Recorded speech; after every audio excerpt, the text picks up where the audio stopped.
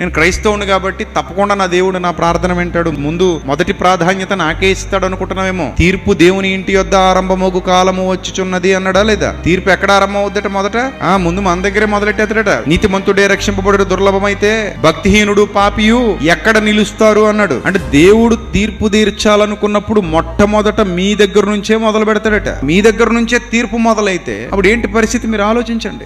ఏమాత్రం పక్షపాతం చూపేవాడు కాదు. నువ్వు మంచిగా ఉంటే, ఏ స్థితిలో ఉన్నా, నువ్వు బేదరాలివైనా బేదవాడివైనా, చదువుకున్నా చదువుకోకపోయినా, నువ్వు ఏ స్థితిలో ఉన్నా, నువ్వు ఏ జాతి అయినా, ఏ మతం అయినా, ఏ కులం అయినా ప్రభుకు అనవసరం. గొర్రెలు కాసుకుని తీసుకొచ్చి రాజుని చేశాడు ఆయన, అంతే. ఆయన ఇష్టపడితే అంతే. ఒక బానిసను తీసుకొచ్చి ఐగుప్తు దేశంలో ప్రధానమంత్రిని చేశాడు. నువ్వు నిజంగా ఆయనకు అనుకూలంగా ఉంటే ఆయన ప్రేమ నీ ఎడల కనుపరచబడుతుంది.